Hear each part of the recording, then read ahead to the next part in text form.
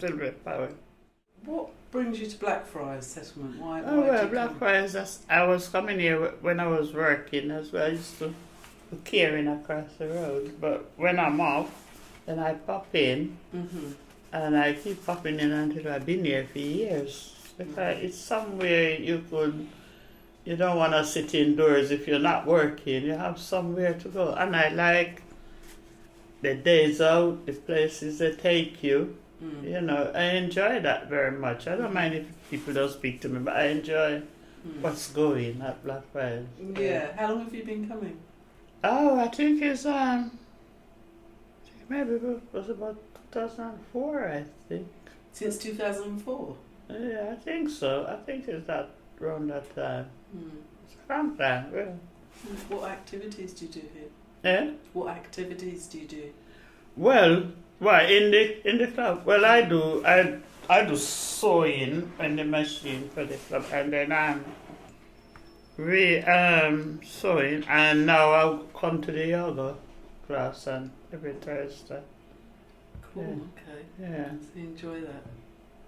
So tell me about the photograph you brought along. Well, it's just when I come years ago, it's nothing special about it. It's just me. I'm sitting indoors and somebody mess them out and take me by mistake, I think. Oh, why do you say that? Yeah. So tell me something about it. So where was that taken? Well, something about it, I was much younger. And you can see I have a full head of hair. And I look very happy there, innit? How old were you? Must be in the 30s, innit? Must be over 30s. I'm 81 now. Wow. Yeah, I was 81 last year. It's beautiful. Yeah, where was that? Eh? Where was that? It's a beautiful photograph. Where was it? No, in Kennington, where I live. Because You're still in the same place? Yeah, I lived there since, in Kennington, since 72, when the blocks was quite new. And then I had my son. And one day, I don't know what happened, I come out the block. He was in the prom. I was working for London Transport then. And I was on a late shift, leave him in the prom. When I go back inside and come out, he wasn't there. He was only about 2. He come out the prom and followed somebody in the lift. And I was so frightened that I was living on the 21st floor in Brittany Point. And I was so frightened. I never knew I could run it ups and down so fast, but I did.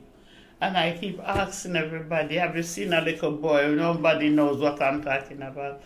So I just decide now and take my time, go on Kennington Road. I said, that's it. You get knocked over now, he's finished. I said, are you looking for a little boy, somebody from the nursery? I said, yes. Oh, he's here.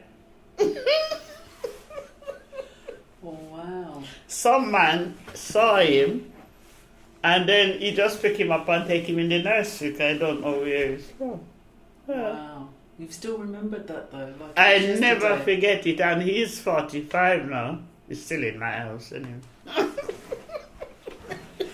Sounds like that's still a shock for you, though. Yeah, it was a shock. You lose your baby, and you don't know where he is. It was shocking. Yeah. But, so, when the both of us had an argument, I said, oh, I should let them go with you. Is he your only child? Is just the one? Or No. I have another child living in a son. I brought him here. But look, he's blind. He can't see. He's living in the same block that I used to live in before. All right. Have you always lived in London, or did you travel from somewhere? No, I don't travel. I only go back home to Jamaica, and I go to America. That's all. And Jamaica's where you were born? Yeah. And then I go to America and see family. Yeah, but I'm not the type to travel to different countries. I don't know why, because I don't know what they eat, and I don't know what. Yeah, what brought you over to England? Sylvia, what brought you to England?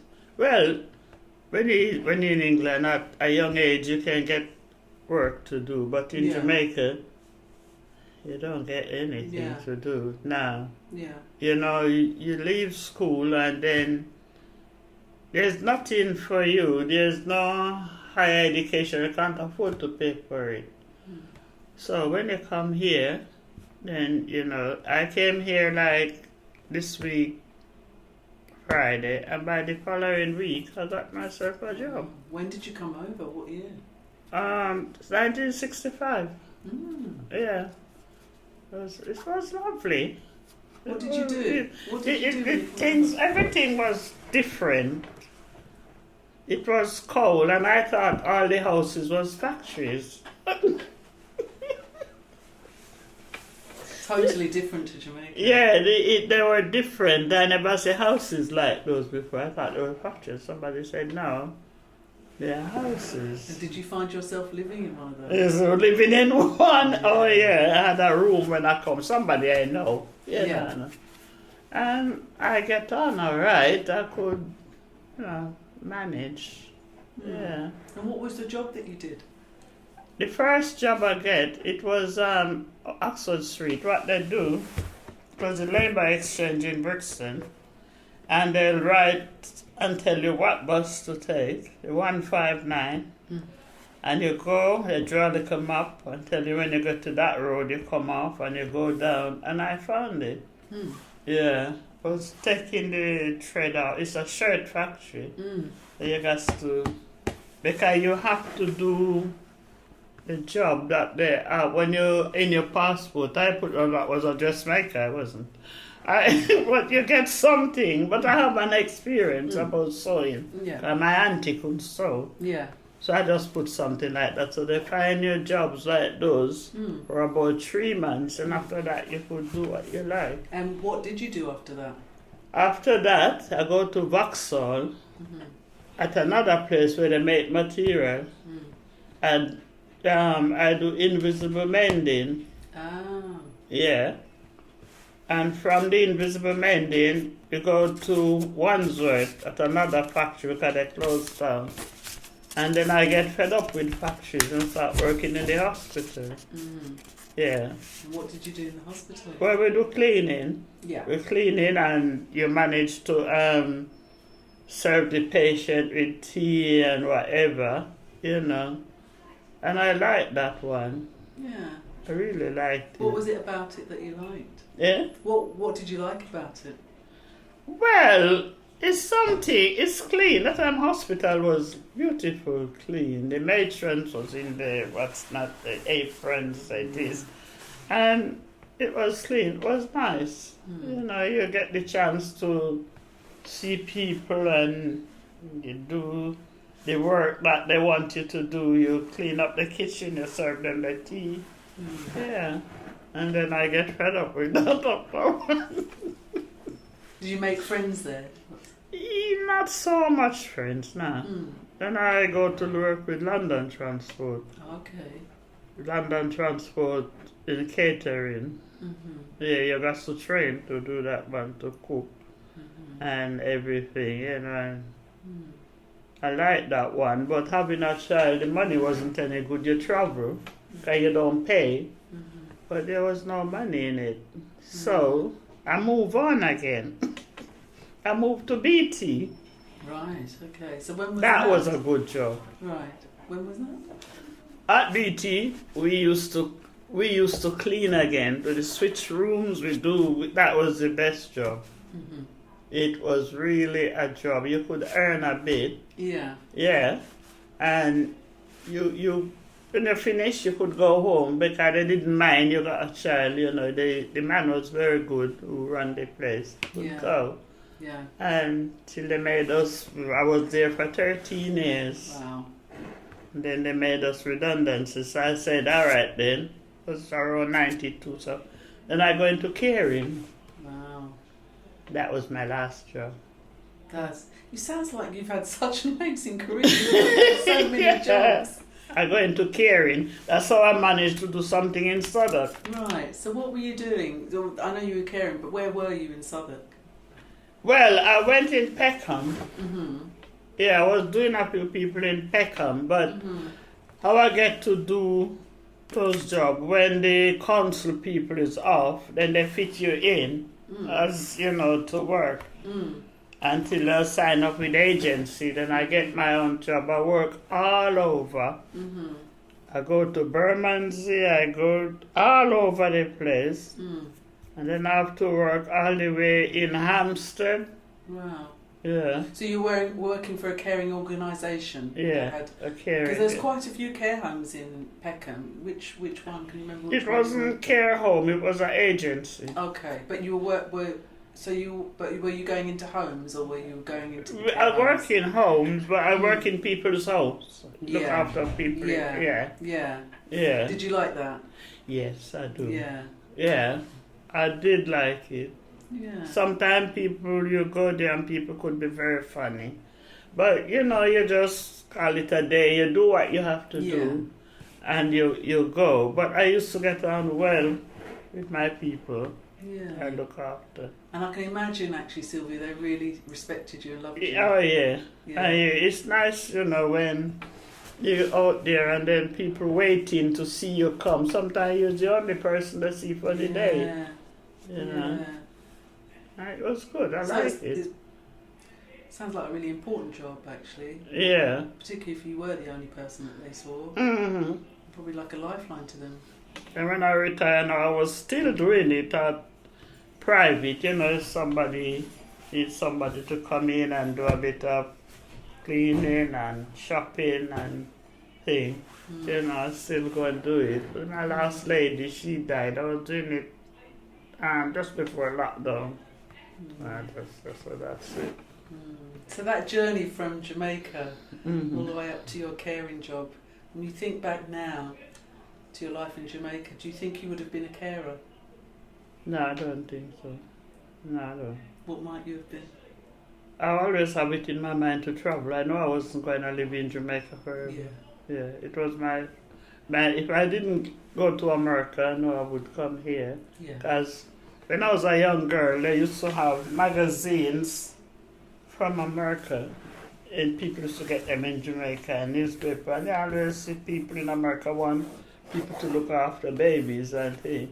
Yeah. And I used to send out, mind you, they used to answer. Yeah. Oh, yeah. Yeah, so there's something about that caring. Yeah. You were drawn to that. Yeah, because when I was 13, my auntie who brought me up, I don't know what was wrong with her, she just collapsed. One evening we were walking out. The place we were living was so beautiful in the country. When you're there, right, and you could see all the ships. Yeah.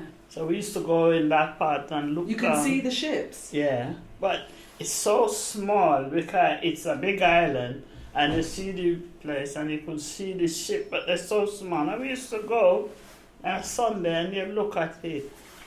But my auntie just collapsed, and I was laughing. I didn't know what's wrong with that. Yeah. And then I have to go and get her husband, and he come and take her up. And I couldn't go to school for a year. I have to look after her. Right. And that's how, I those know. memories. Yeah. You've carried those. Yeah, I look after my auntie all the years. They didn't tell you much what happened to anybody home, because after when she get really ill, they take her away, and nobody tell me where she was. Until our husband come and said to me one day, your auntie is dead. But nobody tell me where she was, whether she was in Mandeville Hospital or where. Nobody told you anything. Yeah. I don't know, maybe they think you would take it hard. I don't know. But, well, that was it. And I said, looking after people is great for me. One day I go to Camden, and this man, I think he was shaking, Mr. Campbell. And when I knocked the door, he come out with 2 knives. 2 knives in his hand, and he was shaking. So I said, good morning. He said, who are you? I said, I'm your carer for the day, and I'm watching the knife in both hands. I out the door, I said, can I come and make you a cup of tea? He said, oh yes. come in. And I go in, but I'm still watching the tonight. And I go and I make him his tea. And, we become such a good friend. He had the knives was out. And I make him his tea and I go to the shop for him and what he's washing and everything. And one day he used to sit at one table and he write and write. I said, Mr. Amber, what are you writing down? He said, well, if anything funny comes to my head, I don't hurt no one, I just write it down. And I said, like what? He said, his wife left him and he know he's got grandchildren and he go to the door and she smashed up the door. And I said, well, you're wrong, but do you ever think of writing a letter and apologize to her and tell her you would love to see the children? And he done that. And they bring the children. Come to him one day. Wow. Yeah. Look what you did. Yeah, bring the children, and then he, after that one day I go back, he was crying. I said, what's wrong? I just meet my grandchildren, I know they're going to Australia. I said, well, you've done your best, at least you see them. Yeah, and that was it. So you've changed people's lives, Sylvia.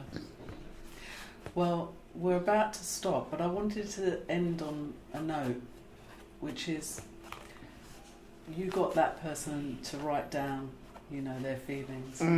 I think you need to write down your story.